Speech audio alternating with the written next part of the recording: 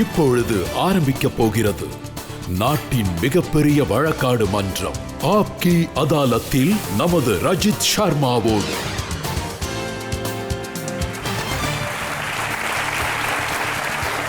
வணக்கம். தேங்க்யூ. ஆப்கி அதாலத் நிகழ்ச்சியில இன்றைய வழக்க தொடங்கலாம்.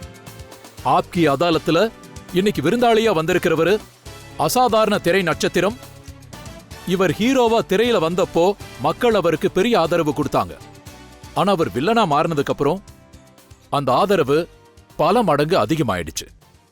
இப்படிப்பட்ட அதிசயம் நம்மளோட திரையுலகத்துல ரொம்பவே அரிதானது. ப்ளீஸ் வெல்கம் நாயகனாக வில்லனாக வெற்றி கொடி கட்டிய பாபி டியோல்.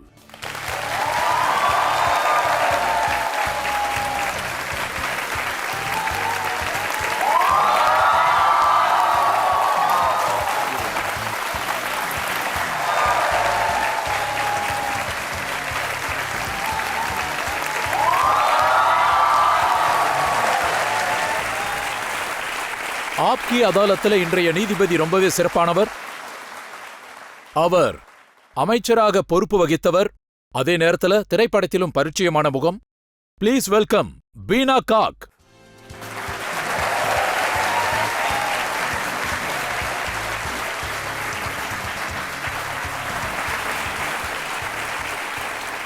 இன்றைக்கான நீதிமன்ற வழக்க தொடங்கலாம். வாங்க இன்றைய வழக்க தொடங்கலாம். ஆப்கி அதாலத்துல முதல் குற்றச்சாட்டு பிலிம் ஸ்டார் பாபி டியோல் மீது. ஆப்கி அதாலத்தில் பிலிம் ஸ்டார் பாபி டியோல் மீது உள்ள குற்றச்சாட்டு, இவர் தன்னுடைய தோல்விகளை மறைக்க முயற்சி செய்கிறார். பாபி, உங்களுடைய பயோடேட்டாவை பார்த்தா அதுல மும்பைல புகழ்பெற்ற ஜமுனாபாய் நர்சரியில தான் படிச்சதா சொல்றாங்க. மீட்டிபாய் காலேஜ்ல கிராஜுவேட் பண்ணிருக்கீங்க. படிப்புல கெட்டிக்காரரா இருந்திருக்கீங்க. கண்டிப்பா. ஆனா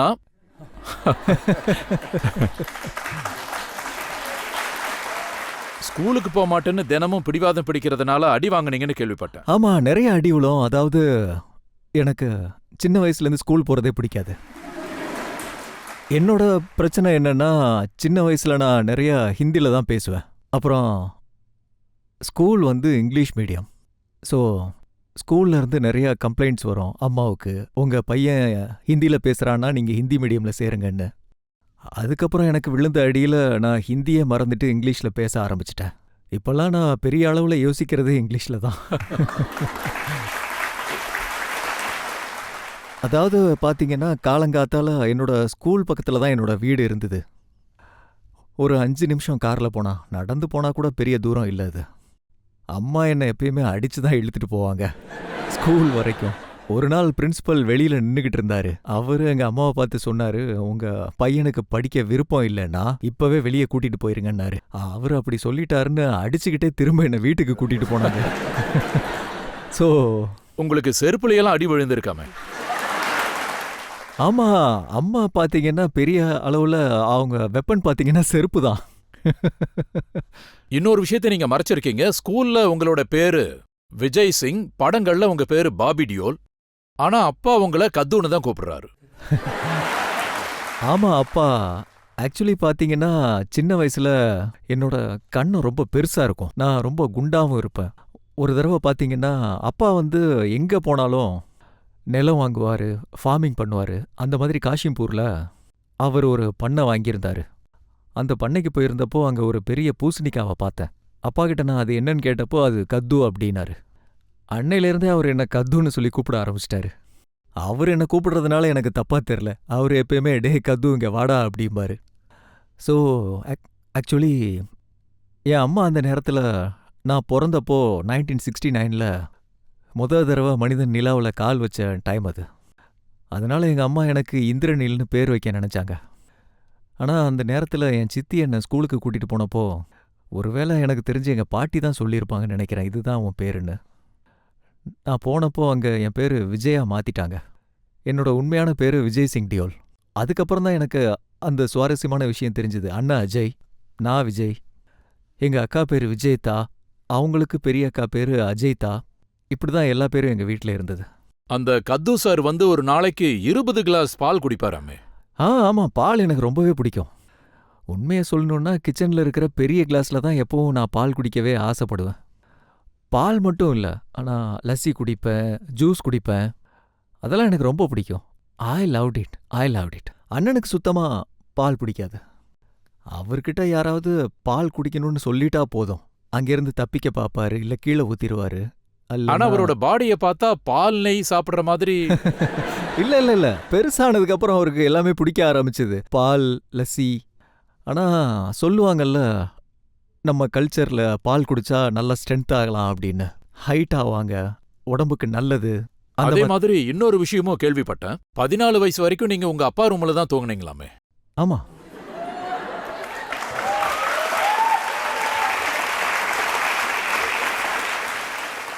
உண்மையிலேயே நான் ரொம்ப லக்கி. அந்த 14 வருஷம் அப்பா அம்மா கூட ஸ்பெண்ட் பண்ணேன். சில நேரங்கள்ல அப்பா ஷூட்டிங் முடிச்சுட்டு லேட்டா வருவாரு. அவருக்காக நான் தூங்காம காத்துக்கிட்டு இருப்பேன். சில நேரங்கள்ல எனக்கு உடம்பு சரியில்லாம போயிருச்சுன்னா, அப்பா ரொம்ப பிஸியா இருப்பாரு. 3 நாள் ஷிஃப்ட்ல ஒர்க் பண்ணிட்டு இருப்பாரு. ராத்திரி நேரத்துல வந்து என்னை இப்படி அரவணைச்சு கட்டி பிடிச்சு அப்படியே தூங்கிருவாரு. அப்போ ஒரு கம்ஃபர்ட் கிடைக்கும் அந்த காய்ச்சல் நேரத்துல.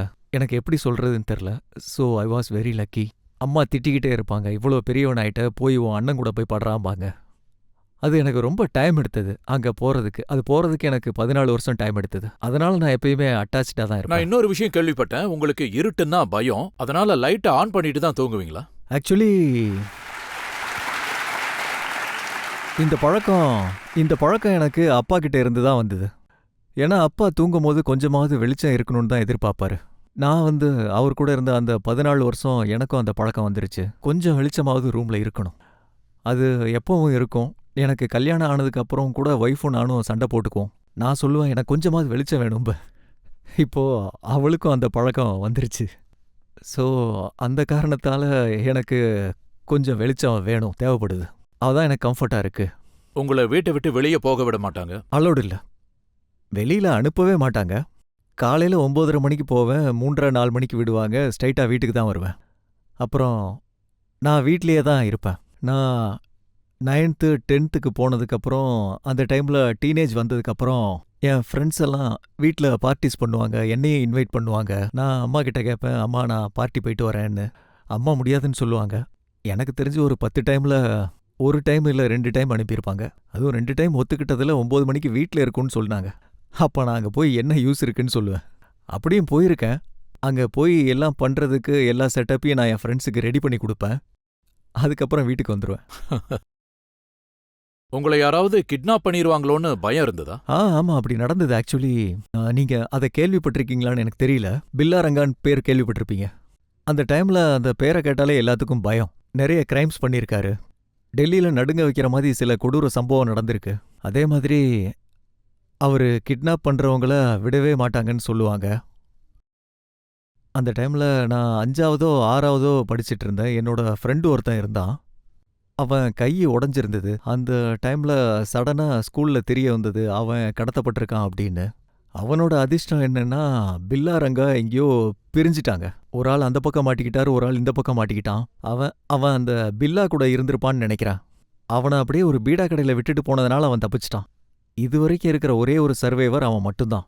அவன் வீட்டுக்கு வந்தப்போ போலீஸ் அவன்கிட்ட கேட்ட கேள்வி என்னன்னா, உன் கூட யாரெல்லாம் படிக்கிறாங்க, உன் ஃப்ரெண்ட்ஸ் பேரெல்லாம் என்ன? அவன் அப்போ சொல்லியிருக்கான், ஏன்னா அவன் என்னோட ஃப்ரெண்டு. என்னோட லைஃப் மாறிடுச்சு. அதாவது நான் காலேஜுக்கு போனப்போ கூட நான் வீட்டுக்கு 10 மணிக்கு முன்னாடி வந்தே ஆகணும். கிட்னாப் பண்ண பையன் சுத்திட்டு இருந்திருக்கான். ஆமா, kidnap அவன் ஆகாதவங்க வீட்ல ஊரெல்லாம் இருந்திருக்காங்க. சுத்திக்கிட்டு பார்ட்டி பண்ணிட்டு தெரிஞ்சிட்டு இருக்கான். ஆனா நான் கிட்னாப் ஆகாதவன். அதாவது பில்லா ரங்காவை தூக்குல போட்டாங்க. அவங்களுக்கு டெத் பெனால்டி கிடைச்சிருச்சு. என் லைஃப் இப்படியே தான் போச்சு. ஆனா உங்களை வீட்லயே அடைச்சு வச்சிருக்காங்க. அப்புறம் ராத்திரி இருட்டுன்னா பயம், ஸ்கூலுக்கு போக பிடிக்காதவரு, ஃப்ரெண்ட்ஸும் ரொம்ப லிமிட்டடா இருக்காங்க. அவரால எப்படி ஆக்டர் ஆக முடிஞ்சது? எனக்கு இப்போ ஞாபகம் இருக்கு. 2nd ஸ்டாண்டர்ட்லயோ 1st ஸ்டாண்டர்ட்லயோ பசங்க எல்லாத்தையும் கேட்டுட்டு இருந்தாங்க, பெரியவங்களா என்ன பண்ண போறீங்கன்னு. என்னோட டேர்ன் வந்தப்போ நான் ஹீரோ ஆக போறேன்னு சொன்னேன். ஒருவேளை அப்ப இருந்து ஹீரோ ஆகணும்னு ஆசை இருந்தது. ஆனா எப்படி ஆகணும்னு எனக்கு தெரியாது. அப்பா கூட நான் செட்டுக்கு போன ஆரம்பிச்சதுக்கு அப்புறம் நான் ஒவ்வொரு விஷயமா பார்க்க ஆரம்பிச்சேன். அப்பா ஷூட்டிங்ல இருக்கிறது, மத்த பெரிய ஸ்டார்ஸும் கூட இருப்பாங்க.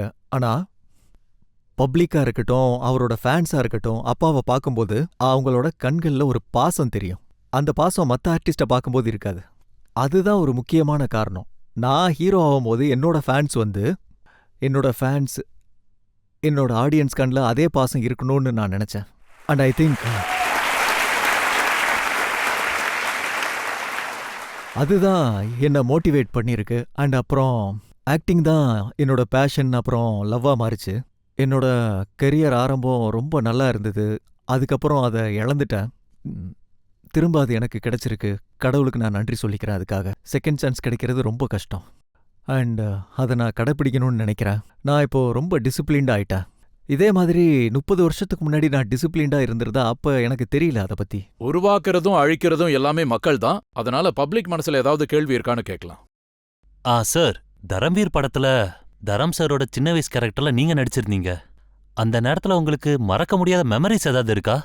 நிறைய இருக்கு. அந்த நாளை என்னால மறக்கவே முடியாது. அது ஒரு ஸ்பெஷல் டே. நான் அன்னைக்கு ஸ்கூலுக்கு போயிட்டு வந்ததும் அப்பா என்கிட்ட கேட்டாரு, நீ என் சின்ன வயசு ரோல்ல நடிக்கிறியான்னு கேட்டாரு. ஏன்னா அந்த ஏஜ்ல நமக்கு எதுவுமே தெரியாது, எந்த பயமும் இருக்காது. அதே மாதிரி எல்லாரும் அந்த டைம்ல நீ ஒரு பெரிய ஆக்டர் ஆகுன்னு சொல்லிக்கிட்டு இருந்த நேரம், நான் பண்றேன்னு உடனே சொல்லிட்டேன்.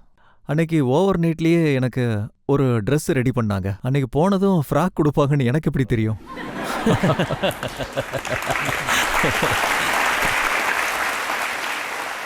ஸோ நான் இந்த விஷயத்தை எல்லாத்துக்கிட்டையும் சொல்லி எம்ப்ரஸ் பண்ண விரும்பல. அப்போ எனக்கு ஒரு 5-6 வயசு தான் இருக்கும். அந்த டைம்ல எல்லாரும் பிரீஃப்ஸ்லாம் போட மாட்டாங்கல்ல. ஸோ அப்போ நான் அந்த ட்ரெஸ்ஸு போட்டதும் அப்பா கிட்ட சொன்னேன். அப்பா கூட பவன்லால் இருந்தாரு.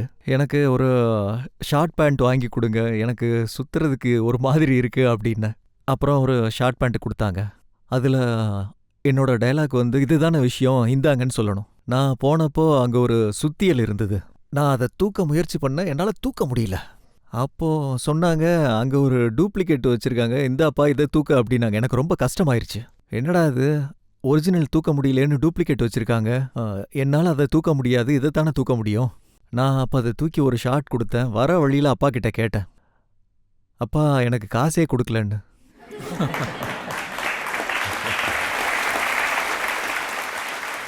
ஸோ அப்பா வந்து அவரோட பேகை திறந்து இந்தான்னு 10,000 ரூபா கட்டெடுத்து கொடுத்தாரு. வீட்டுக்கு போய் உன்னோட பாட்டிக்கிட்ட கிராண்ட் மதர்கிட்ட கொடு, இதை அங்கே இருக்கிற எல்லா ஸ்டாஃபுக்கும் ஷேர் பண்ண சொல்லுன்னு சொன்னார். நான் அதே மாதிரி வீட்டுக்கு போய் பாட்டிக்கிட்ட கொடுத்து அவங்க எல்லாருக்கும் ஷேர் பண்ணிக்க சொன்னாங்க. அப்போது வீட்டில் எல்லாரும் கேட்டுட்டு இருந்தாங்க, நீ என்ன பண்ண, என்ன ஷார்ட் பண்ண. அப்போது எனக்கு தெரிஞ்சு நான் வீட்டில் இருந்த ஒரு 20-30 ஹேங்கர்ஸை உடைச்சிருப்பேன். நான் இப்படி தான் பண்ணேன்னு அடிச்சு காட்டி. So it's a beautiful memory for me. அப்பாவோட சின்ன வயசு கேரக்டரில் நடித்து என்னோட திரைப்பயணத்தை ஆரம்பித்தேன். அவரோட சைல்டுஹுட்டாக நடித்தேன். அதே மாதிரி எங்கள் அப்பாவோட லாஸ்ட் ஃபிலிம் ஹிக்கிஸ், அந்த படத்தில் அவர் இளமையாக நடித்த ஒரு போர்ஷன் இருந்தது. அதில் இருக்கிற வாய்ஸ் வந்து என்னோடது.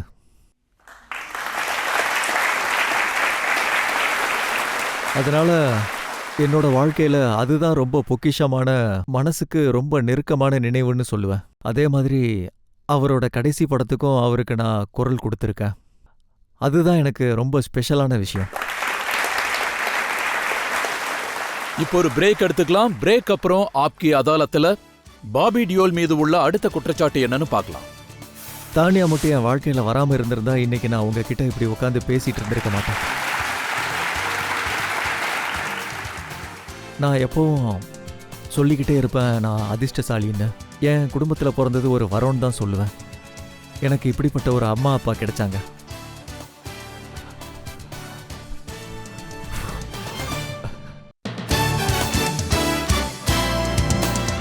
Welcome back. ஆப்கி அதாலத்துல இன்னைக்கு நாம வழக்கு நடத்திட்டு இருக்கோம் பாபி டியோல் மீது. ஆப்கி அதாலத்துல அடுத்த குற்றச்சாட்டு. ஆப்கி அதாலத்தில் பிலிம் ஸ்டார் பாபி டியோல் மீது உள்ள குற்றச்சாட்டு. அனைத்து வாய்ப்புகளும் தட்டில் வைத்து பரிமாறப்பட்டாலும் இவர் அனைத்தையும் இழந்து விட்டார். பாபி, இந்த விஷயம் உண்மைதானே? நீங்க சூப்பர் ஸ்டார் தர்மேந்தரோட பையன், சூப்பர் ஸ்டார் சன்னி டியோலோட தம்பி. பெரிய பெரிய டைரக்டர்ஸ் வந்து உங்களை லான்ச் பண்ணணும்னு நினைச்சாங்களா? தட்டில் வந்து முதல் பட வாய்ப்பு தான் கிடைக்கும், அதுக்கப்புறம் நம்ம தான் அதை முடிவு பண்ணணும். நான் கடவுள்கிட்ட போய் என்ன இந்த குடும்பத்தில் தான் பிறக்க வைங்கன்னு நான் கேட்கல, ஆனால் பிறந்துட்டேன். நான் ரொம்ப லக்கி. யாருக்கா இருந்தாலும் நம்ம பிறக்கும்போது எதுவுமே தெரியாது. நம்ம என்ன சலுகைகளோட பிறக்கறோம் அப்படின்னு. நான் லக்கியா இருந்ததுனால எனக்கு எல்லாமே கிடைச்சது. தர்மேந்தரோட புள்ள சன்னி தியோல் வந்தாரு. மக்கள் அவ்வளோ பெரிய ஆதரவு கொடுத்தாங்க. பெரிய ஆக்டர் ஆனாரு. என்னோட டர்ன் வரும்போது நிறைய பேர் வந்தாங்க. சுபாஷ் கை சோதாகர் படம் ஆரம்பிக்கும் போது ஆமா, சொல்லுங்க அதுல சார். அவரு உங்களை அறிமுகப்படுத்தணும்னு நினைச்சாரு. அந்த படத்துல திலீப் குமார் இருந்தாரு, ஆமா ஆமா. ராஜ்குமார் இருந்தாரு. அதே மாதிரி இன்னும் நல்ல ஆஃபர்லாம் வந்திருந்தது. அப்பாவோட கனவு வந்து நான் தான் என் புள்ளைய லான்ச் பண்ணணும்னு சொன்னாரு. அதுக்கு ரொம்ப டைம் எடுத்து. அதனால எல்லாத்தையும் வேண்டான்னு சொல்லிட்டாரு. ஆமா ஆமா. அதுக்கப்புறம் சேகர் கபூரோட படம் பண்றதா இருந்தது. சேகருக்கு சைன் பண்ணி நாங்க ப்ரொடியூஸ் பண்றதா இருந்தது விஜயதா ஃபிலிம்ஸ்க்கு. சேகர் வந்து 27 நாள் என்னை வச்சு ஷூட் பண்ணாரு. அந்த நேரத்துல தான் ஹாலிவுட்ல இருந்து அவருக்கு பேண்டிட் குயின் ஆஃபர் வந்திருந்தது. ஸோ அவரு அப்பா கிட்ட வந்து சொன்னாரு, எனக்கு ஒரு ஹாலிவுட் ஆஃபர் வந்திருக்குன்னு. என்ன போக விடுவீங்களா? 7-8 மாசம் கழிச்சு திரும்ப வந்து உங்க பையனோட படத்தை ஆரம்பிக்கிறேன்னு சொன்னாரு. அதுக்கு அப்பா, நீ போ, உனக்கு எது சந்தோஷத்தை கொடுக்குதோ அதை பண்ணு. உனக்கு ஹாலிவுட் இம்பார்ட்டன்ட், எனக்கு என் புள்ள தான் இம்பார்ட்டன்ட்னாரு. ஸோ ஸோ என்னோட விதியில ராஜ் சந்தோஷி தான் எழுதியிருக்குன்னு நினைக்கிறேன். என்னோட முதல் படம் ராஜோட தான் ஆரம்பிச்சது. அண்ட் அது ரொம்ப பெரிய ஜேர்னியா இருந்தது. 2-3 வருஷம் ஆயிருச்சு. ஆனா அப்பெல்லாம் படம் எடுக்கிறதுக்கு 2-3 வருஷம் ஆகும். ஆனா ராஜ்குமார் சந்தோஷியோட உங்களுடைய படம் உருவாயிட்டு இருந்தப்போ அந்த நேரத்துல உங்க பெரிய அண்ணன் உங்களுக்கு எப்பவும் நிழலாவே இருப்பாருமே. அண்ணன் அந்த வேலையெல்லாம் விட்டுட்டு ப்ரொடக்ஷனை பார்த்துட்டு இருந்தாரு. யாரும் அந்த மாதிரிலாம் பண்ண மாட்டாங்க. ஒரு சகோதரன் தன்னோட வேலையை விட்டுட்டு தம்பிக்காக ப்ரொடக்ஷன்ல, அதுவும் அவரோட மொத்த கவனமும் என் படத்துல தான் இருந்தது. அண்ணன் நான் எப்பயுமே சொல்லிக்கிட்டு இருப்பேன், அவரு என்னோட அப்பா மாதிரி. அவரு எனக்காக அவரோட வேலையை நிறைய சாக்ரிஃபைஸ் பண்ணிட்டாரு. ஆனா என்ன கொஞ்சம் அதிகமா டைம் எடுத்துருச்சு. அந்த படம் முடிக்கிறதுக்கு ராஜுக்கு ரொம்ப டைம் எடுத்தது. காயல் வர்றதுக்கும் ரொம்ப டைம் ஆயிருச்சு. ஸோ பட் ஆனா அப்போ உங்களுக்கு அந்த பொறுப்புணர்வு இல்லையா? உங்களோட முதல் படம் அது. ராஜ்குமார் சந்தோஷி ரொம்ப பெரிய டைரக்டர். நான் சன்கிளாஸ கழட்ட மாட்டேங்கிற பிடிவாதத்துல இருந்திருக்கீங்க. ஆமா, அப்படிதான் இருந்தேன். பாருங்க, இப்போ நான் சன்கிளாஸ் போட்டுட்டு தான் வந்திருக்கேன். என்னோட லைஃப்ல வந்து எனக்கு ஒரு விஷயம் பிடிக்குதுன்னா அது எல்லாமே எங்க அப்பாவை பார்த்து வந்தது தான். அதாவது கண்ணாடி போடுற பழக்கம். அதாவது நான் அப்பாவோட படங்களை பார்க்கறதா இருக்கட்டும், இல்லை அவரோட ஃபோட்டோகிராஃப்ஸ் பார்க்கறதா இருக்கட்டும், அவர் கண்ணாடி எனக்கு ரொம்ப பிடிக்கும்.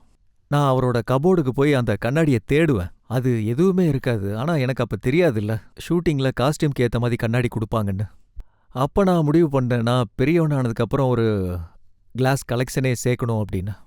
அப்போ நான் ஒரு கண்ணாடி வாங்கினேன். அது ரொம்ப இன்ட்ரெஸ்டிங்காக இருந்தது. அப்போ வந்து ராக்ஷிகா கூட ஊட்டியில் ஷூட்டிங் போயிட்டு இருந்தது. லவ் துஜே லவ் கர்த்தாகுன்ற படம். நான் அப்போ அவர்கிட்ட கேட்டேன், இதை போட்டுக்குவான்னு. போடக்கூடாதுன்னு சொல்லிட்டாரு. அப்போ நான் என்னடா இது. அப்புறம் நான் சந்தோஷ் கிட்ட போனேன். அவர் எனக்கு நல்ல ஃப்ரெண்ட் ஆயிட்டாரு. நான் போய் சந்தோஷ் கிட்ட கேட்டேன், நான் இந்த கிளாஸை போட்டுக்கலாமா அப்படின்னு. யா பாபி, வேர். அதனால நான் அந்த கண்ணாடியை போட்டேன். ஆனால் அப்போ எனக்கு அது தெரியாது. அந்த படம் வந்ததுக்கப்புறம் எல்லாரும் கண்ணாடிக்கு ஃபேன் ஆயிட்டாங்க. உண்மைதான். அதாவது திங்ஸ் ஜஸ்ட் ஹேப்பன். அதாவது நம்ம ஒவ்வொரு தடவையும் ஒன்று பண்ணும்போது உங்களுக்கு தோணாது இது எப்படி நடக்க போகுதுன்னு. அதான் whenever as an actor perform பண்ணும்போது நேர்மையா பண்ணணும். அதிலிருந்து ஏதாவது நல்ல விஷயம் வெளியே வரும். அண்ட்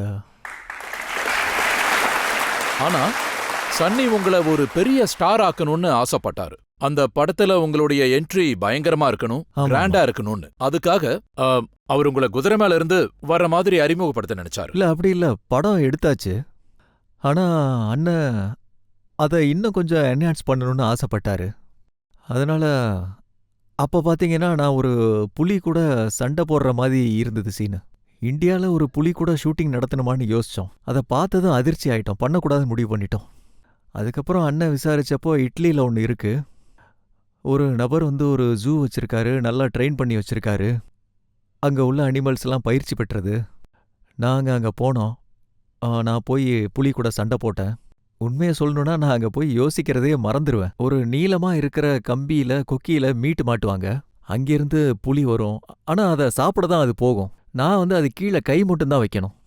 என் மைண்டில் என்ன ஓடுனா, ஒருவேளை நாய் கடிச்சா, ஆனால் ஒரு புலி கடிச்சா என்ன ஆகும், காலினா. ஆனால் நான் பண்ணேன். ஏன்னா ஆஸ் அன் ஆக்டர் அதை பண்ணி தான் ஆகணும். அந்த சிச்சுவேஷனுக்கு ஏற்ற மாதிரி அதை நடிச்சு தான் ஆகணும். அழுக்கு தண்ணி, ஜில் தண்ணி, வெயில், இதெல்லாம் you have to do it.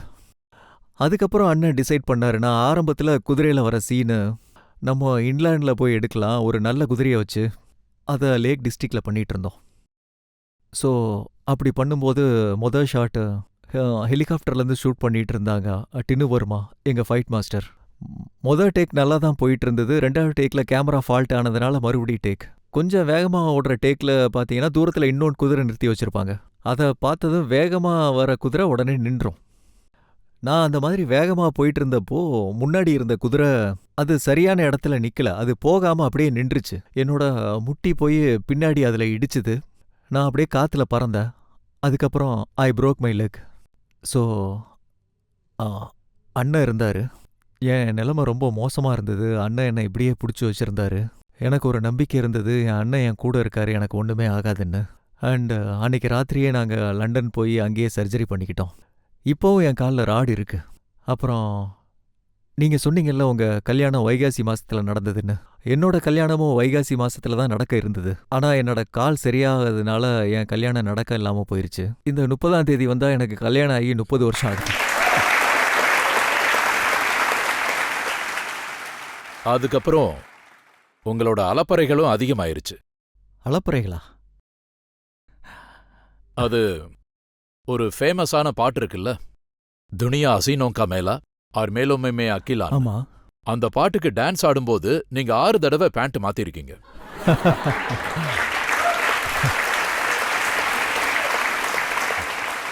அந்த பாட்டுக்கு நான் எவ்வளோ கஷ்டப்பட்டிருக்கேன் தெரியுமா? அந்த வாழ்க்கையிலேயே நான் ஃபர்ஸ்ட் ஆடின டான்ஸு. எனக்கு டான்ஸு பிடிக்கும் தான், ஆனால் நான் ஆட வச்ச அளவுக்கு எனக்கு டான்ஸ் தெரியாது. அதனால தான் அந்த டைமில் பார்த்தீங்கன்னா, இப்போ நம்ம ஏசியில் உட்காந்துருக்கோம் ஸ்டுடியோவில்.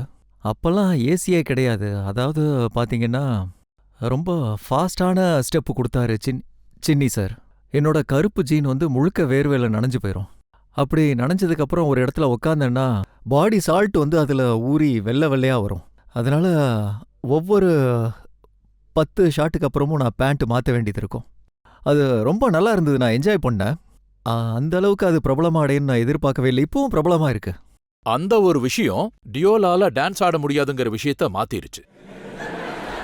அதாவது வந்து என்னை பொறுத்த வரைக்கும் ஆடியன்ஸ் சொல்றாங்க, ஆடியன்ஸ் வந்து அப்பாவும் அண்ணாவும் டான்ஸ் பண்றத பார்த்து என்ஜாய் பண்ணுவாங்க. ஏன்னா அவங்க ஆடுறது பர்ஃபெக்டா இருக்கணும்னு யோசிக்க மாட்டாங்க. இப்போ ஆடியன்ஸ்லேயே பாருங்களேன், நிறைய பேரால டான்ஸ் ஆட முடியாது, ஆனா அவங்களால என்ஜாய் பண்ண முடியுது இல்ல டான்ஸை. நான் எப்படி ஆடுறதுங்கிற பத்தி கவலைப்பட மாட்டாங்க. இதுதான் லைஃப்ல நடக்கும். அந்த மாதிரி தான் அப்பாவும் அண்ணனும் இருந்தாங்க. அவங்களோட ஸ்டைல் ஒரு யூனிக் ஸ்டைலா மாறிடுச்சு. மனிஷா கொய்ரால கூட நீங்க ஆடின டான்ஸ பத்தி நிறைய பேர் பேசுனாங்க. நீங்க ஒரே இடத்துல நின்னு டான்ஸ் ஆடினீங்க. அந்த டைம்ல என்னோட காயம் ஹீல் ஆகல. அண்ட் என்னோட செகண்ட் ஆப்ரேஷன் அப்பதான் நடந்தது. உள்ள வந்து முட்டி எலும்பு சேரலன்னு சொன்னாங்க. நான் ஷூட்டிங் போனப்போ நடிச்சு தான் ஆகணும், ஏன்னா ரொம்ப டிலே ஆயிருச்சு. அதனால எனக்கு அப்படி ஸ்டெப் கொடுத்தாங்க. நான் பார்க்குறவங்க என்ன நினைச்சாங்கன்னா இதுதான் பாபியோட ஸ்டைல்னு. அப்போ ஏதோ ஓடிருச்சு. இப்போவும் மீம்ஸ் வரும், இருந்தாலும் மக்கள் அதை லைக் பண்றாங்க. அப்போ நீங்களும் சன்னியும் சேர்ந்து ஒரு படத்துல டான்ஸ் ஆடி இருக்கீங்களா? ஆடி இருக்கமே. அண்ணன் வந்து தில்லகின்ற படம் டைரக்ட் பண்ணியிருந்தாரு. அதுல தூம் தூம் லக்க லக்கன்னு ஒரு பாட்டு வரும். அதுல 2 பேரும் சேர்ந்து ஆடி இருக்கோம். அதே மாதிரி உங்களோட படங்கள் ஓடாததால அந்த டைம்ல நீங்க நிறைய குடிக்க ஆரம்பிச்சிருக்கீங்க. குடிச்சிட்டு போதையில இந்த உலகம் எனக்கு சப்போர்ட் பண்ணல, யாரும் பட வாய்ப்பு கொடுக்கலன்னு சொல்லியிருக்கீங்க. ஒரு கட்டத்துல நம்ம கிவ் அப் பண்ணிட்டா செல்ஃப் பிட்டிக்கு போயிடுவோம். அது வந்து மனிதர்களோட இயல்பு தான். என்னோட வாழ்க்கை முடிஞ்சு போச்சு, எனக்கு இவ்வளவு திறமைகள் இருந்தோம், அப்படி சில விஷயங்கள்ல அடிக்ஷன் ஆயிரும். சிகரெட் பிடிக்கிறது, அப்புறம் தண்ணி அடிக்கிறது. அப்பாவுக்கு இன்ன வரைக்கும் அந்த பழக்கம் இருந்துட்டு தான் இருந்தது. குடிக்கிற பழக்கம் அவருக்கு இல்லை, ஆனால் குடிக்க ஆரம்பிச்சாரு. குடி வந்து முதல்ல நம்ம அதை குடிப்போம், அப்புறம் அது நம்மளை குடிக்க ஆரம்பிச்சிரும். எனக்கும் அப்படிதான் நடந்தது. ஆனால் என்னோட ஒய்ஃப்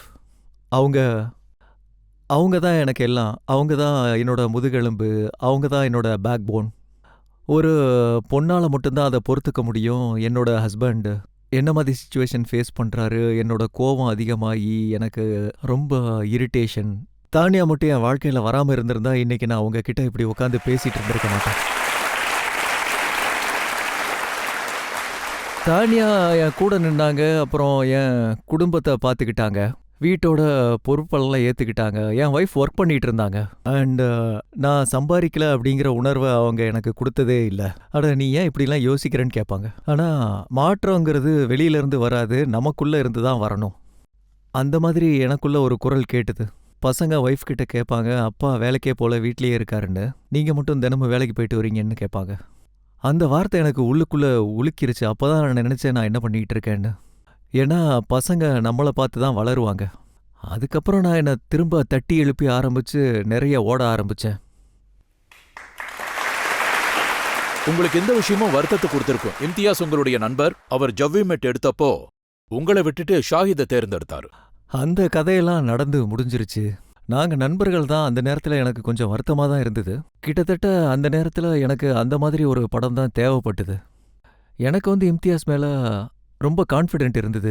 அந்த நேரத்துல அபய வச்சு சோச்சா நோத்தோ படம் எடுத்துட்டு இருந்தாரு. அந்த நேரத்துல நான் ரஃப் கட் பார்த்தேன். எனக்கு அது ரொம்ப பிடிச்சிருந்தது. அவரோட வேலையை பார்த்து ரொம்ப எக்ஸைட் ஆயிட்டேன். ரொம்ப நல்ல டைரக்டர், இவர் கூட சேர்ந்து ஒரு படம் பண்ணணும்னு நினைச்சேன். ஸோ அங்கேருந்து ஒரு படம் நம்ம எடுக்கணும்னு பேச ஆரம்பித்தேன். ஆனால் நமக்கு அந்த டைமில் மார்க்கெட் சரியில்லாதப்போ யாரும் எதுவுமே பண்ண முடியாது, அதை பற்றி பேசவும் மாட்டாங்க. எந்த அளவுக்கு டைம் போயிருச்சுன்னா, நான் யாரெல்லாம் அப்ரோச் பண்ணனோ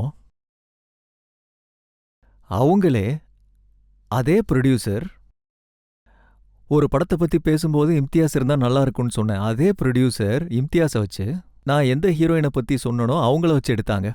முதல்ல வேண்டான்னு சொன்னவங்க அதுக்கப்புறம் அந்த படத்தை எடுத்துக்கிட்டாங்க. இதெல்லாம் பார்க்கும்போது மனசு வலிக்க தான் செய்யும். அதுக்கப்புறம் தான் புரிஞ்சுது, வாழ்க்கையில இதெல்லாம் சகஜம்தான், நடக்க தான் செய்யும்னு. எல்லா நேரமும் எல்லாமே சாதகமா அமையாது. இந்த விஷயத்த நான் திரும்ப வேலை பார்க்க ஆரம்பிக்கும்போது அப்பதான் நான் புரிஞ்சுக்கிட்டேன், இதுதான் என்னோட ஸ்ட்ரென்த். எனக்குள்ள இருந்த வலி, கோபம், இதுதான் என்னோட ஸ்ட்ரென்த். அதை நான் முழுசா புரிஞ்சுக்கிட்டேன். ஏன்னா எப்ப பார்த்தாலும் அதை நினைச்சு அழுதுகிட்டு இருக்க முடியாது. அந்த அனுபவங்கள் தான் என்ன ஒரு நல்ல மனிதனா மாத்துச்சு. இது எல்லாம் எனக்கு வாழ்க்கை கத்துக் கொடுத்த பாடம்னே சொல்லலாம். இதுல நான் இதுக்கு யாரையும் குற்றம் சொல்ல விரும்பல. அவங்க என்கிட்ட அப்படி நடந்துக்கிட்டாங்க. ராஜேஷ் கண்ணா எப்பவும் படங்களை பத்தி சொல்லுவாரு. இன்று நான் இருக்கும் இடத்தில் நேற்று வேறொருவர் இருந்தார். இதுவும் ஒரு காலம், அதுவும் ஒரு காலம். நீங்க கேள்வி கேட்கணுமா? கேளுங்க. பாபி சார், இப்போ நீங்க தானியா பத்தி சொன்னீங்க. அவங்க உங்களுக்கு சப்போர்ட்டா இருந்தாங்கன்னு சொன்னீங்க. ஆனா உங்களை பத்தி நாங்க ஒரு விஷயம் படிச்சிருந்தோம். உங்களோட வாழ்க்கையில அந்த கடினமான காலகட்டத்துல தானியா உங்களை ரொம்ப கண்டிச்சாங்க, அப்புறம் உங்களை விட்டுட்டு போயிட்டாங்கன்னு சொன்னாங்க. இதெல்லாம் உண்மையா? எனக்கு ஏதோ ஜோக் கேட்குற மாதிரி இருக்கு. நான் அதை தான் சொல்ல வரேன். பெண்கள் ரொம்ப ஸ்ட்ராங்கானவங்க. ஐ திங்க் ஒரு ஆண் மசிலெல்லாம் வேணா பெருசா வளர்த்துக்கலாம். ஆனா மனசையும் மூளையும் கடவுள் பெண்களுக்கு ஸ்ட்ராங்கா கொடுத்துருக்காரு. அதை தான் சொல்லணும். என் ஒய்ஃப் என்ன ஒரு நாளும் தனியா விட்டதே இல்லை. எப்பவும் மிரட்டிக்கிட்டே இருப்பாங்க, நீ குடிக்கிறத விடலன்னா நான் உன்னை விட்டுட்டு போயிடுவேன்னு. பல முறை மிரட்டியிருக்காங்க விட்டுட்டு போயிடுவேன்னு. ஆனால் போனதில்லை, நான் குடிக்கிறதையும் விடல.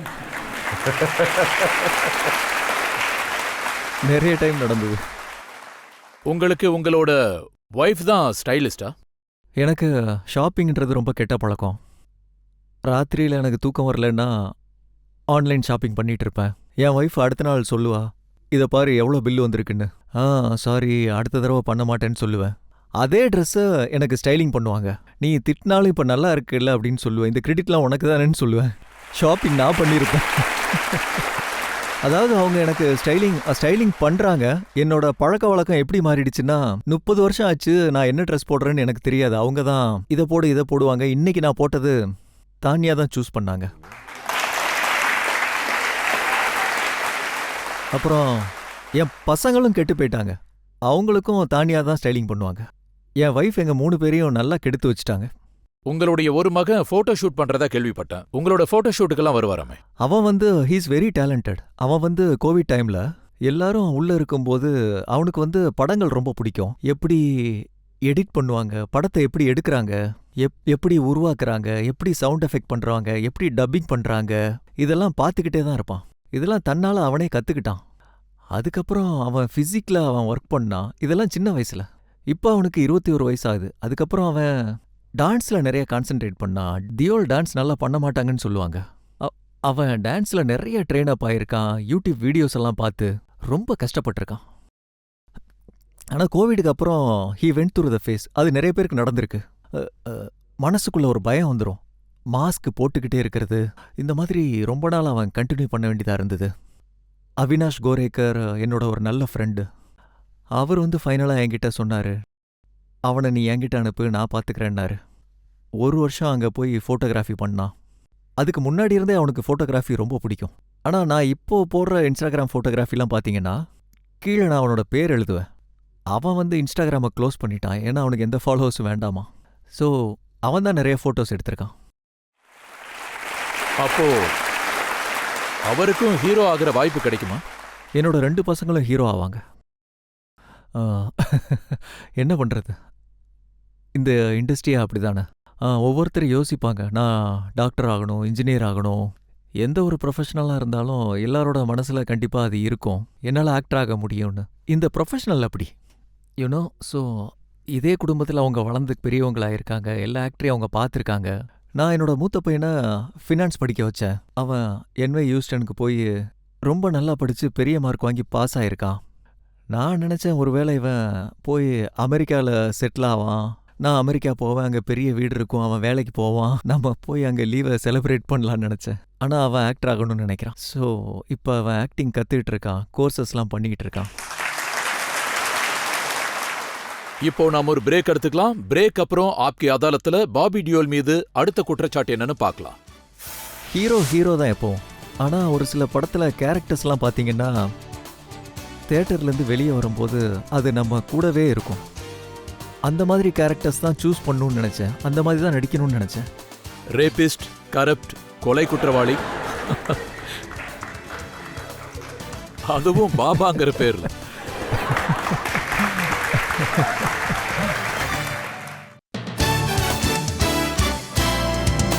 Welcome back. ஆப்கி அதாலத்துல இன்னைக்கு நாம வழக்க நடத்திட்டு இருக்கோம். பாபி டியோல் மீது ஆப்கி அதாலத்துல அடுத்த குற்றச்சாட்டு. ஆப்கி அதாலத்தில் பிலிம் ஸ்டார் பாபி டியோல் மீது உள்ள குற்றச்சாட்டு, இவர் குடும்ப பாரம்பரியத்தை உடைத்து விட்டார். உங்க குடும்பத்துல இருந்த பாரம்பரியம் என்னன்னா, தர்மேந்தர் ஜி ஒருபோதும் வில்லனா நடிக்கல, நெகட்டிவ் ரோல் பண்ணதில்ல. சன்னி ஒரு முறை கூட நெகட்டிவ் ரோல் பண்ணதில்ல. ஆனா நீங்க வில்லன் ஆயிட்டீங்க, நெகட்டிவ் ரோல்ல நடிக்கிறீங்க, பாபா நிராலா மாதிரி.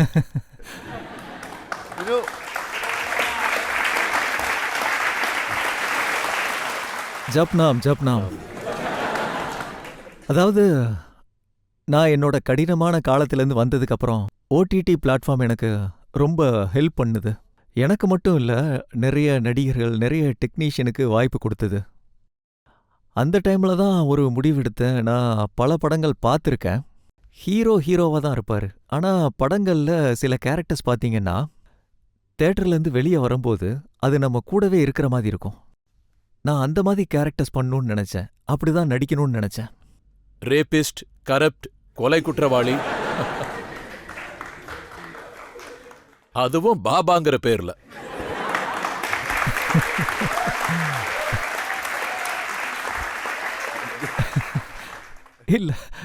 இல்ல நான் அந்த மாதிரிலாம் யோசிச்சு நடிக்கல. நான் பிரகாஷ்ஜியை பார்க்கும்போது எனக்கே தெரியாது, நான் அந்த கதையை கேட்டுட்டு இருந்தேன். போலீஸ் ஆஃபீஸர் ரோல் கொடுப்பாங்கன்னு நினச்சேன், தர்ஷன் ப்ளே பண்ணுற ரோல். அதுக்கப்புறம் அந்த கதையை முழுசாக கேட்டுட்டு நான் சொன்னேன், ரொம்ப இன்ட்ரெஸ்டிங்காக இருக்கு பிரகாஷ்ஜி, அப்போது நீ தான் அந்த பாபா ரோல் பண்ணுறேன்னாரு. நான் சொன்னேன், நான் அப்படி நினைக்கவே இல்லையேன்னு சொன்னேன். அதாவது பார்த்தீங்கன்னா, நமக்கு ஒரு வேலை இல்லாதப்போ நமக்கு அப்படி ஒரு கேரக்டர் கிடைக்குது, நம்ம கம்ஃபர்ட் ஜோனுக்கு வெளியில் இருக்குன்னா, அப்போது நான் அதை பண்ணுறேன்னு சொன்னேன். அது ஒரு சேலஞ்சாக இருக்கும். அதாவது படங்களில் பார்த்தீங்கன்னா நடிகர்கள் நடிக்கும்போது நம்ம யாரையும் கொலை பண்ண போகிறதில்ல, எதுவும் தவறாக நடக்க போகிறதில்ல, ஜஸ்ட் நம்ம அங்கே பர்ஃபார்ம் பண்ணோம். ஆனா மக்கள் உங்க மேல குற்றச்சாட்டு வச்சாங்க, நீங்க பாபாக்களை அப்புறம் ஆசிரமங்களோட பேரை கெடுத்துட்டீங்கன்னு. பேரை கெடுத்துட்டா? அதனால தான் டைட்டிலே சேஞ்ச் ஆச்சு. முதல்ல ஆசிரமா இருந்தது, அதுக்கப்புறம் பத்னாம் ஆசிரமா மாறிடுச்சு. ஒருவேளை இதனால தான் மாத்திருப்பாங்கன்னு நினைக்கிறேன்.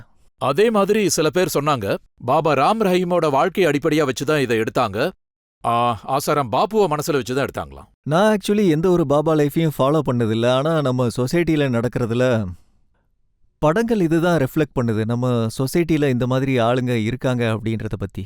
அந்த வலியும் வேதனையும் உங்களுக்கு புரிஞ்சாதான் அந்த கதையோட உணர்வு தெரியும் உங்களுக்கு. நல்ல விஷயங்கள பத்தி தெரியும். அதனால தான் அந்த ஷோ அவ்வளோ ஹிட் ஆச்சு.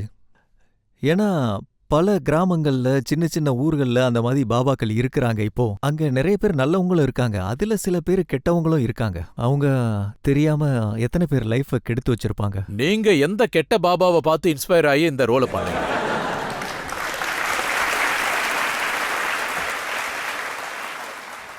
நான் வந்து ஆக்சுவலி யூடியூப்லாம் நிறைய பார்க்க மாட்டேன். யாரு என்ன பண்றாங்கன்னுலாம் பார்க்க மாட்டேன். இந்த மாதிரி விஷயங்கள்ல இருந்து தள்ளி தான் இருப்பேன். நம்ம உலகம் எதை நோக்கி போய்கிட்டு இருக்குன்னே தெரியல. அது எங்க போய் முடியுதுன்னும் தெரியாது. ஒரு விசித்திரமான காலகட்டத்துல தான் போய்கிட்டு இருக்கு. இதுக்கு முன்னாடி மனுஷங்களுக்கு ஒரு டெப்த் இருக்கும். அந்த உணர்வு பிணைப்பே இல்லாம இருக்கு இப்போ. அதனால இந்த மாதிரி விஷயங்கள்ல இருந்து நான் விலகி தான் இருப்பேன். ஏன்னா நான் பிறந்து வளர்ந்த சூழல் வேற. இந்த மாதிரி விஷயங்கள்லாம் அங்க இல்ல. நான் இது வரைக்கும் அந்த மாதிரி ஃபாலோ பண்ணதில்ல. எனக்கு இப்போவும் ஞாபகம் இருக்கு. நான் பிரகாஷ்ஜியை சந்திச்சப்போ அவர் எனக்கு ஒரு விஷயம் சொன்னாரு. அவர் நேரடியா எனக்கு சொன்னாரு, நீ எந்த வீடியோவும் பார்க்காத, எந்த பாபாவோட வீடியோவும் பார்க்காத. ஒன்னு மட்டும் மனசுல வச்சுக்கோ, நீ பேசும்போது மக்கள் கேக்குறாங்க. நான் அதை தான் மைண்ட்ல ஏத்துனேன். நீங்க ஏதாவது தப்பு செய்யற மாதிரி உங்களுக்கு தோணுச்சா? ஏன்னா உங்க அப்பா கிட்ட கூட இந்த ரோல் பண்றத பத்தி சொல்லல. இல்ல, நான் அண்ணன் கிட்ட கூட இந்த ரோலை பத்தி நீங்க சொல்லவே இல்ல. நீங்க ஆரம்பத்திலேயே என்கிட்ட கேட்டீங்க, நீங்க உங்க குடும்ப பாரம்பரிய கலாச்சாரத்தை உடைச்சிட்டீங்க. என் அப்பாவையும் அண்ணாவையும் மக்கள் அப்படிதான் ஏத்துக்கிட்டாங்க. அவங்க எப்பயும் நெகட்டிவா நடிக்க மாட்டாங்க. ஒரே ஒரு டைம் மட்டும் அப்பா ஒரு நெகட்டிவ் ரோல் பண்ணாரு. அந்த ரோல் பண்ணதுக்கு அப்புறம் அப்பாவுக்கு நல்ல பேர் கிடைச்சது. ஆனா அது ஒரு தடவை தான். ஆனா ஆஸ் அன் ஆக்டர் எனக்கு அது விருப்பமே இல்ல. அதையே ஃபாலோ பண்றதுக்கு. ஏன்னா அது எனக்கு விருப்பம் இல்ல. அதனால நான் ஒரு ஆக்டரா நோட்டீஸ் ஆகணும்னு நினைச்சேன். என்னை பொறுத்த வரைக்கும் நம்மள ஒரு ஆக்டரா மனசார ஏத்துக்கிட்டாங்கன்னா அந்த வின்னிங் நம்மள தொடர்ந்துகிட்டே இருக்கும். எனக்கு தெரியும், நான் அப்பா கிட்டயோ அம்மா கிட்டயோ இல்ல அண்ணா கிட்டயோ சொன்னா இந்த மாதிரி ஒரு ஷோல நடிக்க போறேன்னு சொன்னா அவங்க டெஃபினெட்லி விட்டுருக்க மாட்டாங்க. அதை விடுங்க. ராத்திரி 2 மணிக்கு சல்மான் எனக்கு கால் பண்ணாரு. பாபி, நீ இப்படி ஒரு ஷோ பண்றியாமே. நான் அவரை எப்பயும் மாமுன்னு அன்பா கூப்பிடுவேன். நான் அவர்கிட்ட சொல்றேன், மாமு அப்படியெல்லாம் இல்ல, இது யாரையும் குறிப்பிட்டு எடுக்கிற கதை இல்ல, பொதுவா இருக்கிற ஒரு கதை தான் சொன்னேன். அப்படியா, சரி ஓகேன்னு சொன்னாரு. ஸோ இப்படிதான் என்ன. அந்த ஷோவை தரம்ஜி பார்த்தப்போ உங்க காதை திருகுனாரா? இல்ல, ஆக்சுவலி அப்பா பொதுவா எதுவும் பார்க்க மாட்டாரு. பொதுவா புதுசா வர படங்கள் எல்லாத்தையும். ஆனா அவருக்கு ஃபோன் வர ஆரம்பிச்சது. என் அம்மாவுக்கு ஃபோன் பண்ண ஆரம்பிச்சிட்டாங்க. அவங்க ஃப்ரெண்ட்ஸ் எல்லாம் ஃபோன் பண்ணுவாங்க. உங்க சின்ன மகனோட ஆசிரம் சீரீஸ் பார்த்தோம், ரொம்ப அழகா நடிச்சிருக்காரு. என்னது அழகா நடிச்சிருக்கேனா?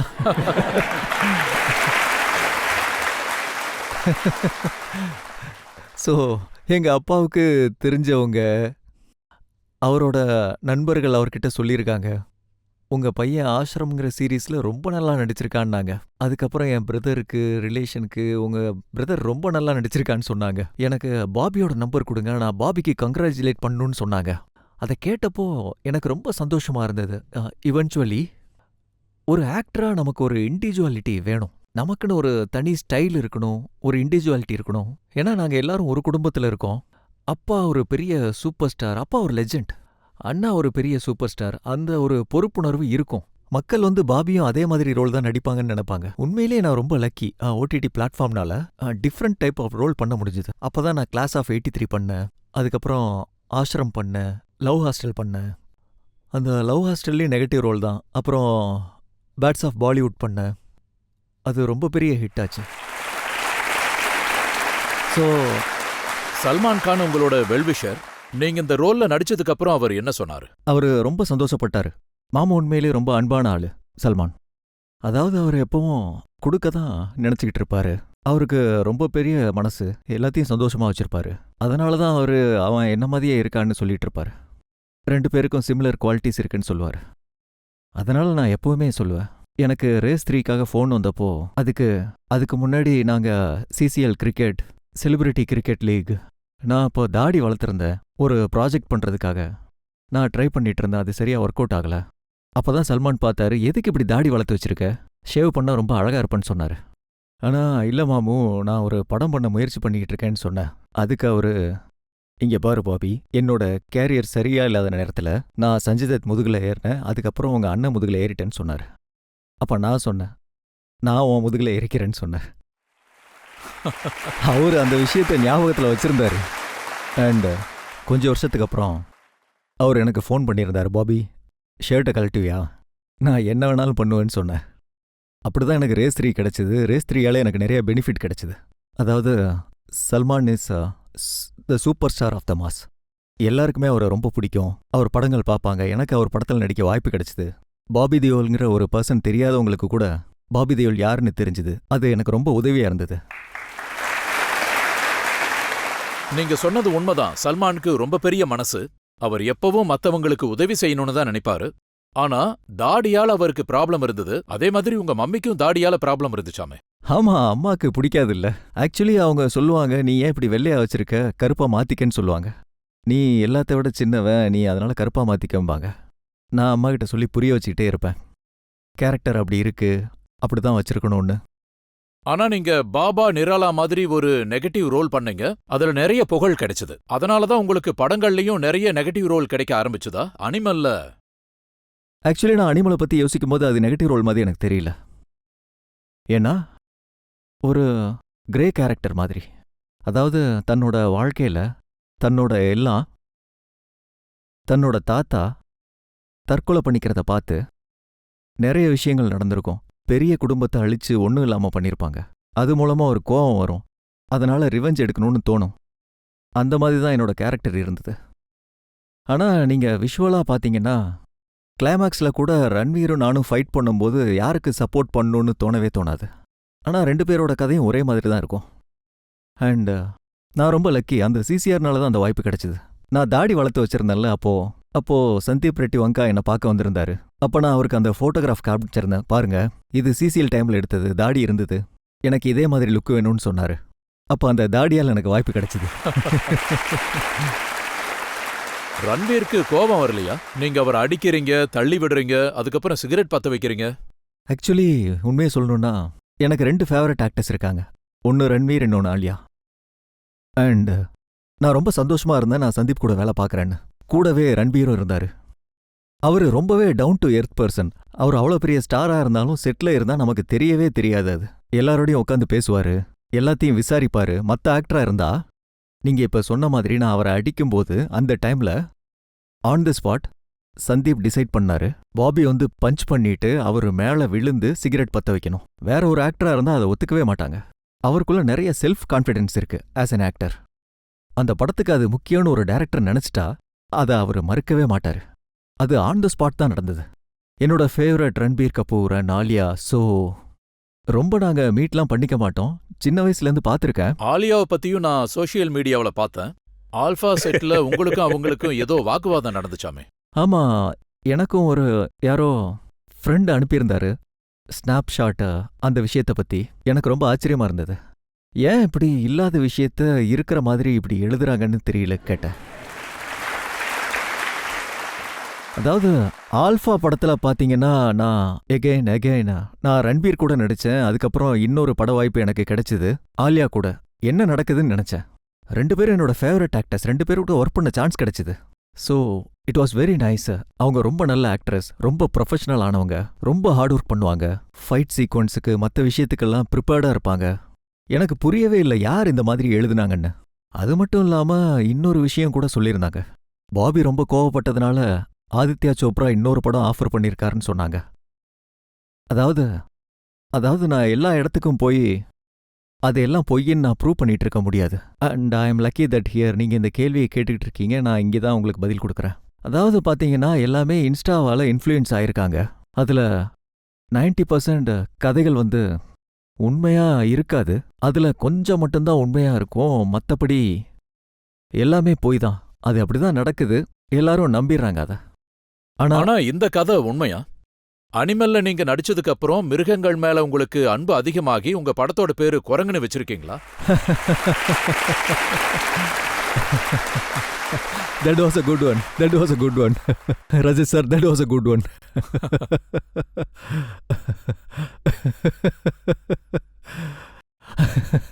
அதாவது நாங்க அந்த படம் பண்ணும்போது அப்போ நிக்கில் தான் ப்ரொடியூசர், நிக்கில் திரிவேதி. அவரு பழைய பாட்டை தேடினாரு.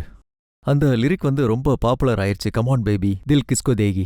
எங்களுக்கு ரொம்ப பிடிச்சு போச்சு. நான் சொன்னேன் டைட்டிலே வச்சிருங்களேன், கமான் பேபி தில் கிஸ்கோ தேகின்னு. நாங்க செட்ல இது மாதிரி தான் கிண்டல் பண்ணிக்கிட்டே இருப்போம். அந்த பந்தருங்கிற டைட்டில் படத்துக்கு ரொம்ப சூட் ஆச்சு. அதாவது கதை வந்து based on the true story. சின்ன வயசுல பார்த்துருக்கலாம். அதாவது அனிமல்ஸ் கிட்ட ரொம்ப க்ரூவலா நடந்திருப்பாங்க.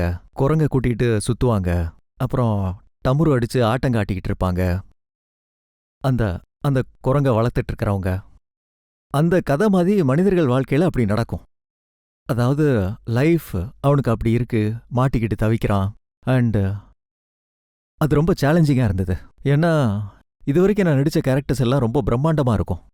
அப்படி நடிச்சு நடிச்சு நம்ம கண்டிஷன்டா மாறிடுவோம். அந்த மாதிரி நேரத்துல ஒரு ரியல் கேரக்டர் ப்ளே பண்ற மாதிரி இருந்தா, அதாவது நார்மலா இப்போ நீங்க பேசுறீங்க, நான் பேசிக்கிட்டு இருக்கேன், அது ரொம்ப டிஃபிகல்ட்டா இருக்கும். இது நெகட்டிவ் ரோலா? இதுல நீங்க வில்லனா? இல்ல அப்படி எதுவும் இல்ல, அப்படி எதுவும் இல்ல. ப்ரோமோ வந்து கொஞ்சம் பார்க்கறவங்கள கன்ஃபியூஸ் பண்ணோம். இல்ல உங்களை வில்லனா பார்த்தே பழகிடுச்சு. ஆனா இப்ப கொஞ்சம் முயற்சி பண்ணிக்கிட்டு இருக்கேன். நானும் கொஞ்சம் பாசிட்டிவ் ரோல் பண்ணலான்னு. ஆனா நம்ம இண்டஸ்ட்ரியில ஒரு வாட்டி இமேஜ் கிரியேட் ஆயிருச்சுன்னா அதே ரோல் தான் தொடர்ந்து கொடுத்துக்கிட்டு இருப்பாங்க. அதே மாதிரி தான் பார்க்க விரும்புவாங்க. மக்கள் உங்களை எப்படி பார்க்க நினைக்கிறாங்கன்னு பார்க்கலாம். நாங்க சோஷியல் மீடியால உங்களை பத்தின மீம்ஸ் பார்த்திருக்கோம். ரொம்ப வைரல் ஆச்சு. Lord Bobby, DJ Bobby. இந்த கதை எப்படி உருவாச்சுன்னு சொல்ல முடியுமா? ஆரம்ப காலத்துல நான் கொஞ்சம் ட்ரோல் செய்யப்பட்டேன். ஏன்னா நாங்கெல்லாம் வேலை இல்லாதப்போ ஈவெண்ட்டுக்கு கூப்பிடுவாங்க, பணம் கிடைக்கும் கொஞ்சம். ஓகே, அப்போ டெல்லியில ஒரு ஈவெண்ட் வந்தது. அன்னைக்கு நைட் கிளப் இருந்தது. நான் அங்க போயிருந்தேன். என்ன கன்சோலுக்கு பின்னாடி நிக்க சொன்னாங்க. நீங்க மியூசிக் ப்ளே பண்றதா மக்கள் நினைப்பாங்க, அதுக்கப்புறம் முன்னாடி வாங்கன்னாங்க. நானும் அதே மாதிரி போனேன் முன்னாடி. அண்ட் ஆப்வியஸ்லி நான் பாபி டியோல். நான் நடிச்ச படத்தோட பாட்டு தான் போடுவாங்க. மக்கள் வந்தாலும் என்னோட பாட்டை தானே கேட்க விரும்புவாங்க. நான் உண்மையிலேயே டிஜேலாம் கிடையாது. எனக்கு நிறைய ஃபேன்ஸ் இருக்காங்க. என் மேல நிறைய அன்பு வச்சிருக்காங்க. என் ஃபேமிலி மேல நிறைய அன்பு வச்சிருக்காங்க. அவங்க இந்த ட்ரோலிங் விஷயத்துல எங்களுக்கு சப்போர்ட்டா இருந்தாங்க.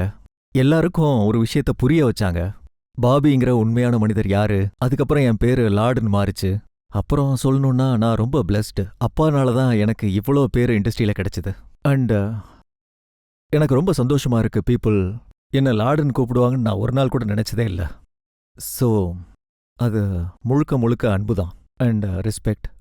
அண்ட் அண்ட் நான் என்ன சொல்றது, ஐ எம் ரொம்ப பிளஸ்ட். வேற எதுவும் கேட்கணுமா? அனிமல் மூவில உங்களோட ஃபேமஸ் டான்ஸ் ஸ்டெப் இருக்கு, ஜமால் குடு அந்த சாங்ல. சார், இப்ப அந்த பாட்டு எல்லா கல்யாணத்திலயும் போடுறாங்க. யாராவது ஒருத்தங்க தலைமையில கிளாஸ் வச்சுக்கிட்டு டான்ஸ் ஆடுவாங்க. சார், நீங்க ஒரு வாட்டி அந்த டான்ஸ ஆடி காட்ட முடியுமா எங்களுக்காக ப்ளீஸ்?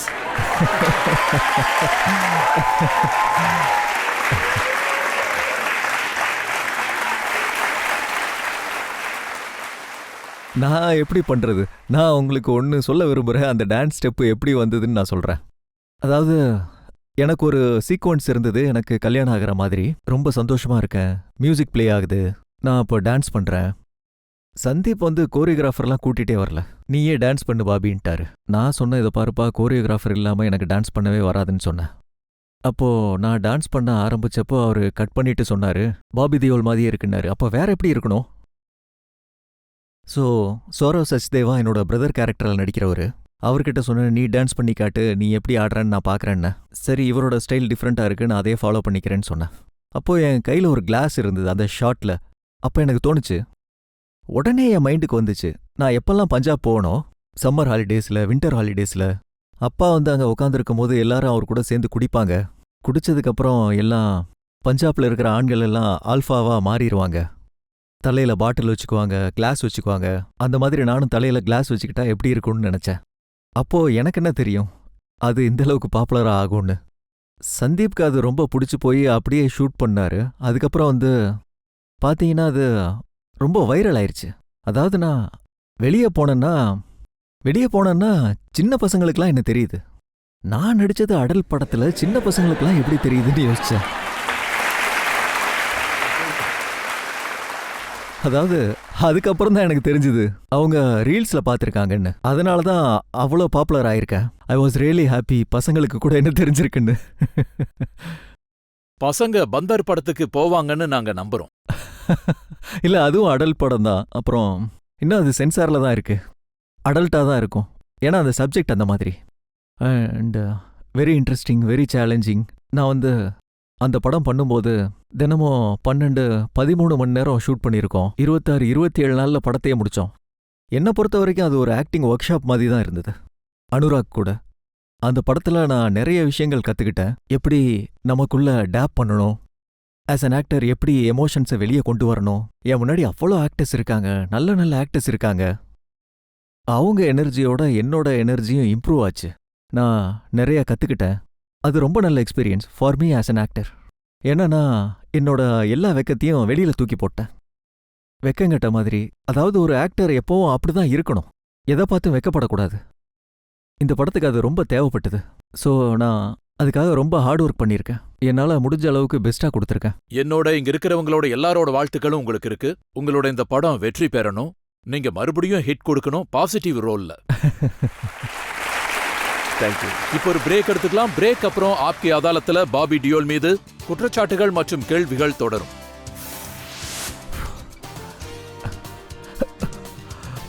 உங்களோட சென்டிமெண்ட்டை என்னால புரிஞ்சுக்க முடியுது. இந்த உலகத்துக்கும் தெரியும் இப்படிப்பட்ட சகோதரர் உலகத்துல கிடைக்கிறது ரொம்ப குறைவுன்னு தான் நான் சொல்லுவேன். அதாவது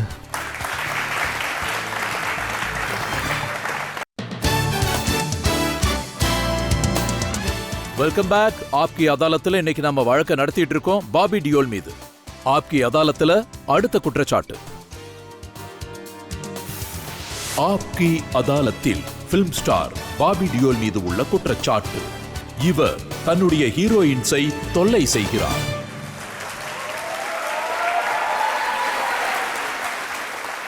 ஆனா உங்களை பார்த்தா சோபர் மாதிரி தெரியுது, மத்தவங்கள தொல்லை பண்ற மாதிரி தெரியல. ஆனா முதல் படத்துல இருந்து அதுல ட்விங்கிள் கண்ணா உங்க கூட இருந்திருக்காங்க. அவங்க கிட்ட சின்ன சின்ன விஷயத்துக்கெல்லாம் நீங்க சண்டை போட்டிருக்கீங்க. ஆமா, அப்போ நாங்க 2 பேருமே சின்னவங்க. அப்போ நான் சாரி, எனக்கு சின்ன வயசுலேருந்தே ஸ்டொமக் ப்ராப்ளம் இருக்கு. நான் எப்பவும் என் வயித்தை பற்றி தான் பேசிகிட்டு இருப்பேன். இன்னைக்கு இப்படியாச்சு அப்படியாச்சு, இன்னைக்கு வரல, இதுக்கப்புறம் வரலாம் அப்படி சொன்னா உங்களுக்கு கோவம் வந்துடும். அண்ட் அத பத்தி தான் பேசுவேன். பாட்டி கிளீன் பண்றத பத்தி பேசினா கோவம் தானே வரும். ஆனால் நீங்கள் யோசிச்சு பாருங்க. அதாவது பார்த்தீங்கன்னா டென்ஷனாகவே இருக்கும். காலையில் வீட்டை விட்டு கிளம்பும்போது அது சரியாக வரலன்னா நாள் முழுக்க ஒரு மாதிரி தான் இருக்கும். அவங்க இன்டர்வியூ கொடுக்கும்போது நேரடியாக இன்டர்வியூவில் சொல்லிட்டாங்க, பாபிக்கு இப்படி ஒரு ப்ராப்ளம் இருக்குன்னு. நான் ஃபோன் பண்ணி கேட்குறேன், இன்டர்வியூவில் ஏன் இதை சொன்னீங்கன்னு. அப்போ எங்களுக்கு ரொம்ப சின்ன வயசு வேற. ரொம்ப வருஷத்துக்கு அப்புறம் நீங்க க்ரூஸ்ல ஷூட் பண்ணிருக்கீங்க. அப்போ ஒரு செய்தி வந்தது. அதுல ட்விங்கிளோட சேர்ந்து பாபி சன்பாத் பண்றாருன்னு. அதாவது பொய் செய்தி பரப்புறவங்களுக்கு எப்படிதான் தோணுமோ, எப்படிதான் எழுதுறாங்கன்னு தெரியல. அப்படி ஒரு நாள் நடந்ததே இல்ல. அக்ஷய் கோவப்பட்டாராமே. இல்ல, அப்படிலாம் எதுவுமே நடந்ததில்ல. இதெல்லாம் பொய். இந்த மாதிரி காசிப்பெல்லாம் பொய். பிச்சு ஷூட்டிங் நேரத்துல நீங்க ராணி முகர்ஜிய 1.5 அடின்னு கூப்பிடுவீங்களாமே.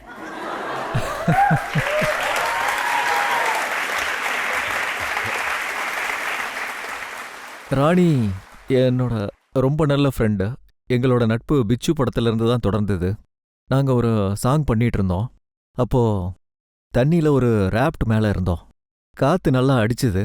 ஸோ ராணி சொன்னாங்க, நான் இந்த பக்கம் நிக்கிறேன், என் முகத்துல காத்து வீசும், முடி இப்படி பறக்கும்னு சொன்னாங்க. என் ஃபேஸுக்கு முன்னாடி முடி இப்படி வந்துட்டு இருந்தது. நான் சொன்னேன், இல்ல இது வேண்டாம், 2 பேரும் சைட்லயே நிப்போம், அப்பதான் 2 பேரோட முடியும் ஒரு பக்கம் போகும்னு சொன்னேன்.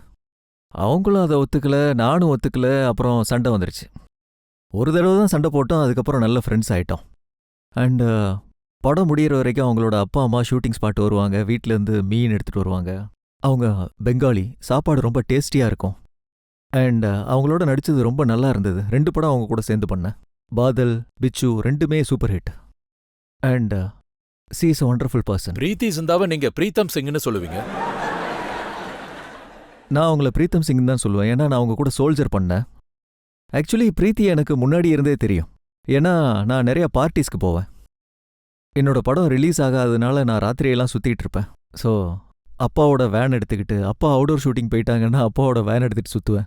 ஃப்ரெண்ட்ஸோட வெளியே போவேன். ஃப்ரெண்ட்ஸோட ஃப்ரெண்ட்ஸ் இருப்பாங்க. பிரீத்தியோட ஃப்ரெண்டோட ஃப்ரெண்ட் இருந்தாங்க.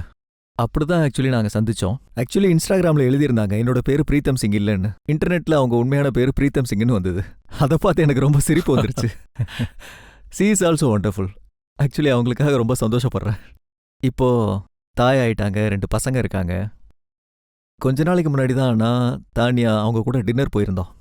That's nice to see her.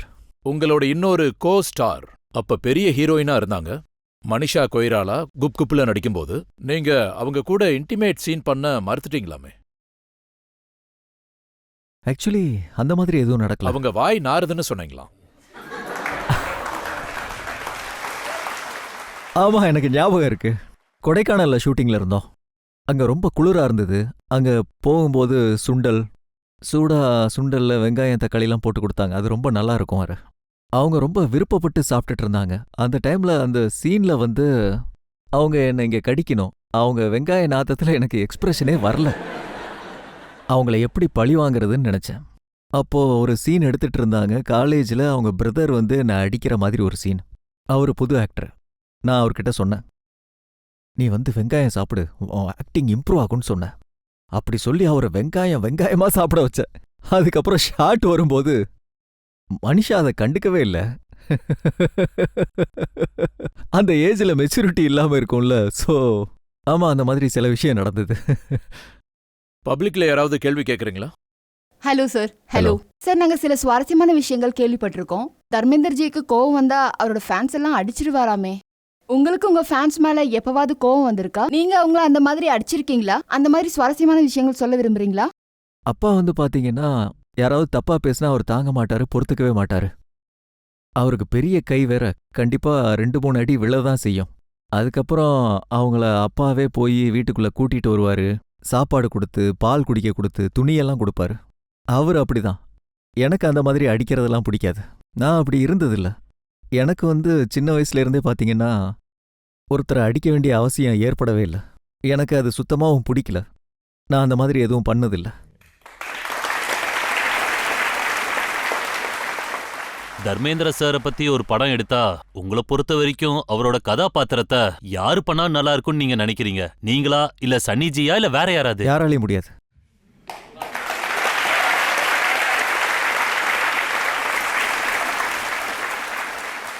அவரை மாதிரி இன்னொருத்தரால இருக்கவே முடியாது. அவர் ஒரு தனி மனிதர், தனி ஆளுமை. அவரு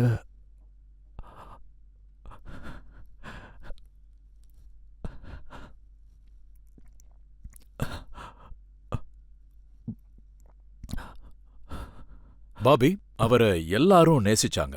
அதே மாதிரி உங்களுக்கும் சன்னிக்கும் அவர் மேல இருந்த பாசமே தனி. நான் சன்னிய பாத்திருக்கேன். அவர் எப்பவும் அப்பா பின்னாடி ஒரு சுவர் மாதிரி நிப்பாரு. அவர் ஆப்கி அதாலத்துக்கு வந்தப்போ சன்னி தான் அவரை கூட்டிட்டு வந்தாரு. ஆமா, இங்க வந்து பக்கத்துல உட்கார்ந்திருந்தாரு. நோ, நான் எப்பவும் சொல்லிக்கிட்டே இருப்பேன், ஐ எம் வெரி பிளஸ்ட். அப்படி ஒரு குடும்பத்துல நான் பிறந்திருக்கேன். அப்படிப்பட்ட அப்பா அம்மா எனக்கு கிடைச்சாங்க.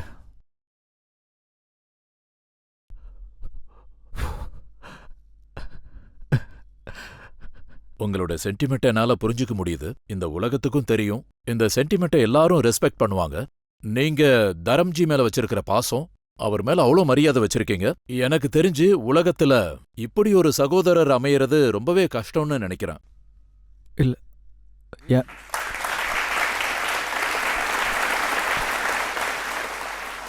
என் அப்பா மாதிரி யாராலையுமே இருக்க முடியாது. அது உண்மைதான். தரம்ஜி மாதிரி யாராலையும் இருக்க முடியாது. இந்த நோட்டோட இந்த நிகழ்ச்சிய இதோட முடிச்சுக்கலாம். இப்போ ஒரு பிரேக் எடுத்துக்கலாம். பிரேக் அப்புறம் வந்து ஆப்கி அதாலத்துல இன்றைய ஜட்ஜ் பாபி டியோலோட வழக்குல பீனகாக்கோட தீர்ப்பு என்னன்னு பார்க்கலாம்.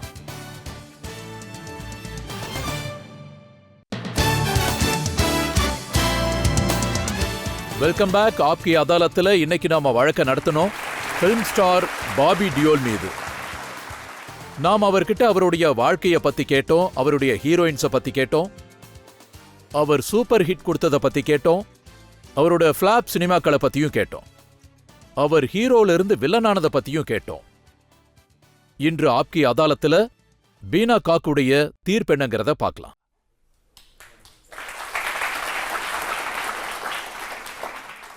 இன்றைய நீதிமன்றத்தில் முழு விசாரணையை கேட்டதற்கு பிறகு பாபியோட வாழ்க்கையில இருந்து பல சுவாரஸ்யமான கதாபாத்திரங்களையும் பல முகங்களையும் பல ஏற்றத்தாழ்வுகளை கேட்டதுக்கு அப்புறம் இந்த முழு விசாரணையில ரஜத்ஜி பாபியை பிடிக்க ரொம்பவே முயற்சி பண்ணாரு. ஸோ பாபி தண்டனை கொடுக்கலாமா இல்ல விடுதலை செய்யலாமா?